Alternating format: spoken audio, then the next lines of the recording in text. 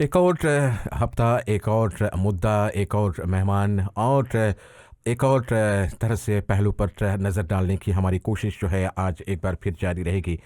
Mental stress यानी जो मानसिक दबाव है जिससे हम गुजर रहे हैं, डिप्रेशन जो है ये किस तरह से हम सभी पर असर करता है, इसके बारे में आज एक बार फिर बातें करेंगे। लेकिन उससे पहले आज के अपने ख़ास मेहमान का हम स्वागत कर लेते हैं, जिन्होंने बहुत सारा अध्ययन जो है ये किया है और इन्हें बहुत सारा सम्मान जो है ये मिला है। तो इनके बारे में हम खुद इनसे जानेंगे, लेकिन सबसे पहले a very good afternoon and welcome to this very special episode, Edwina Pio ji, and आपका हम खास स्वागत कर रहे हैं।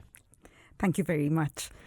So first up, maybe a little bit about who Edwina Pio is for our listeners and for all our viewers.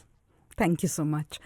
It's a pleasure to be here and to be interviewed by Hum. Depression, a Silent Killer, which is part of this series where I'm delighted to be a speaker. I received an officer of the New Zealand Order of Merit last year, and my investiture was in Wellington by the Governor-General for my service to ethnic communities. I'm New Zealand's first professor of diversity. Wow. I am a Fulbright holder. I've received a Duke of Edinburgh Fellowship, and later this month I will be traveling to Oxford University, and I will be based at the Oxford Institute of Population Aging. Wow, that's quite an achievement. Now, a little bit about what you've done in the recent past about the Selvin Foundation, and I believe you've done some research and some work for them. Thank you very much for that question. I'd like to spend a little while talking about the Selvin Foundation. Yeah. This year is 70 years for them, and they believe in social impact, community, learning, and they have a Selvin village. They are an independent, Christian, faith-based, New Zealand registered charity, Okay. and their focus is on older people, providing services to them through research, through health, through spirituality, engagement, and also with reference to access challenges, whether it is transport or digital literacy. Now, when we come to what we've been talking about over past so many weeks is depression. We've looked at various types of issues that are affecting our people. And generally, I don't think we have gone into so much of depth when it comes to the elderly in the community.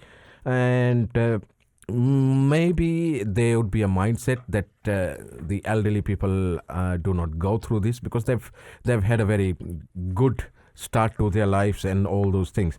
Now, elderly depression or elderly mental stress and warning signs. How do we understand? It's a wonderful title, Depression, a Silent Killer.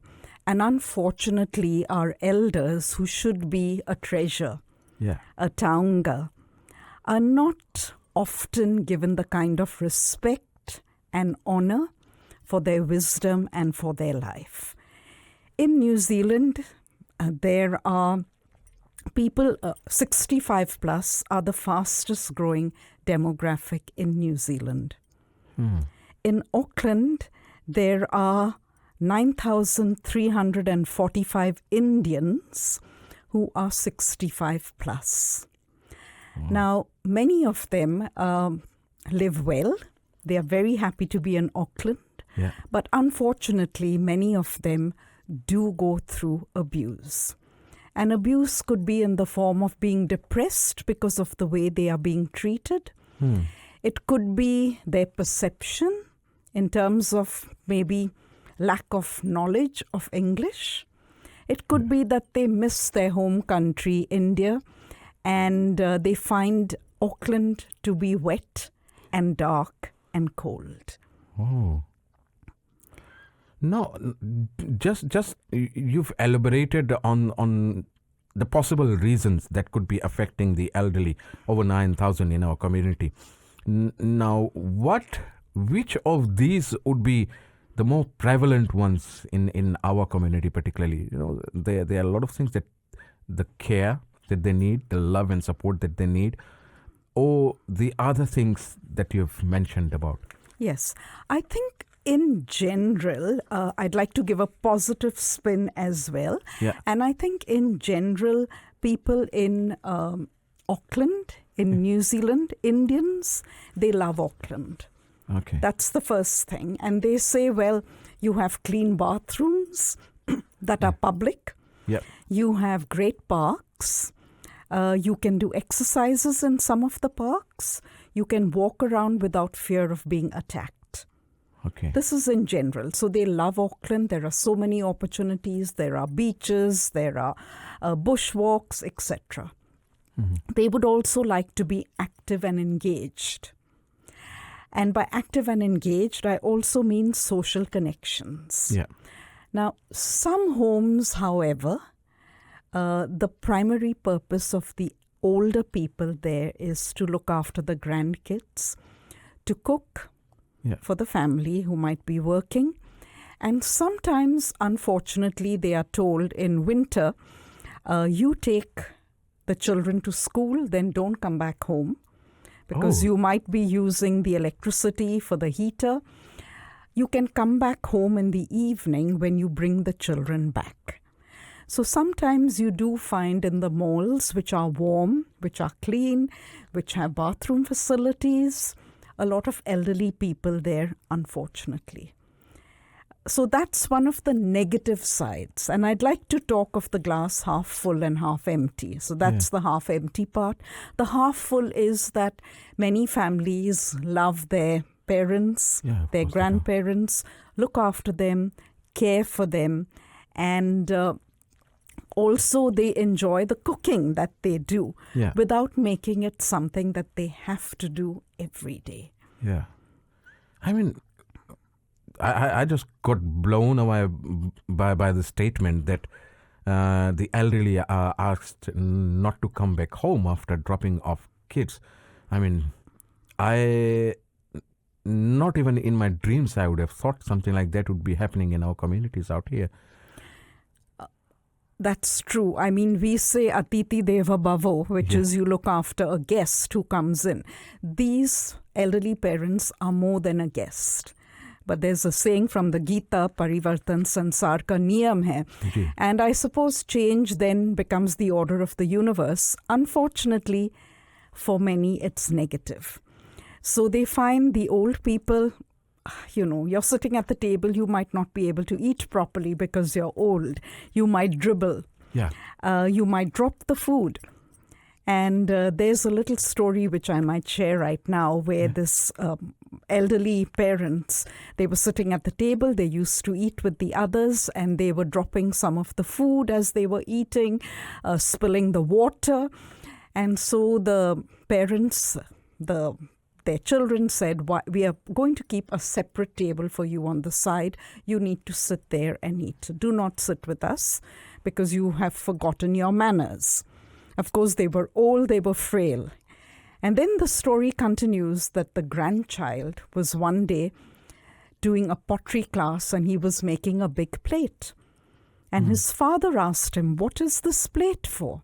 And he said, well, Dad, when you grow old, I will also put you on the table at the side. And this is a pottery plate for you so that when you drop food, it falls into the plate.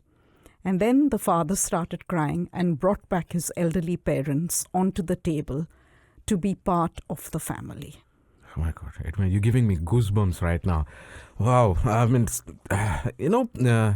now considering all those things, a person, who leads his or her family and all of a sudden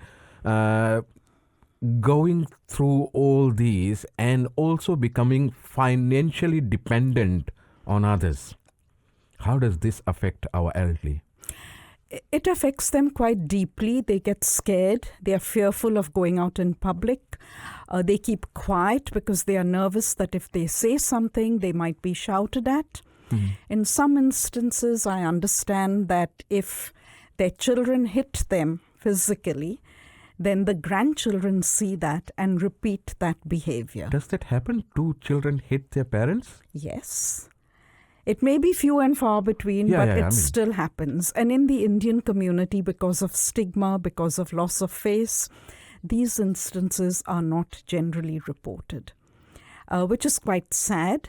And while the bus system is wonderful, free bus for people, health system wonderful, food in the health system wonderful, that's not everything. So it's also the psychological abuse that takes place. And some elderly people have said that if they say something to the grandchildren, their grandchildren say, I will call the police. So it's quite shocking because one thinks of, when you think of the Indian community and all the values that one has in the Indian community being more family-based, they bring their parents over here to help them, and then they forget that as they grow old, they are frail. I think they also forget that when they were babies and they wet themselves and they couldn't eat, the parents looked after them. Yeah, they did not. The parents at no point would neglect their child. Absolutely. And I just cannot understand where does this mindset come from. Whatever influences there may be, a person should always be in the right state of mind to look after their parents, especially when they need them. Yes. I think also another way of looking at it is as a migrant of color, often Indians struggle with getting jobs equivalent to their skills and qualifications and their experiences. They're trying to earn enough money. They want to send their children to the best schools. Yeah. And that puts a lot of stress on them. Yeah. Well, taking your stress out on an easy victim, someone who is helpless, who's vulnerable, I suppose is easy. And then who is there to tell them not to do it? So there isn't a community of people around, as probably would have been in India, where you can be out in the sunshine, talk to your neighbors, and where there's more visibility. Yeah. That is missing over here. And so these kinds of abuse, depression, gets unreported. Suicide also takes place. For the men, for example, they take to alcohol in order to forget their troubles. Yeah. I just feel this, the other side of our community that you are revealing today. Now, there may be some instances, Edwina, where people like us may be emotionally hurting our elderly, but that is unintentional. Yeah. How do we identify if we are going down that lane? That's an absolutely great question and statement. Thank you for that. Because abuse is defined differently in different communities. Yeah. I think one has to do a constant self-check. And one way of doing a self-check is to talk to your parents, your elderly parents, and say, would you like me to do anything differently? We also have to remember that the elderly parents are used to being looked after in a certain way. Perhaps they did it for their parents. Yeah. But in New Zealand, that may or may not be possible. Generally, people don't have maids, or, to use a term that's often not used, servants. Yeah. You don't have extended family around.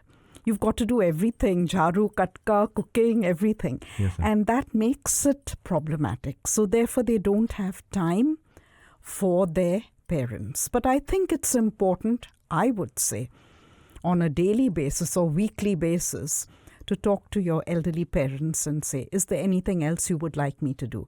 Can I be of service to you in a different way? Yeah. Do you need to go out somewhere? Perhaps I cannot do that every day, but maybe I can do it once a week.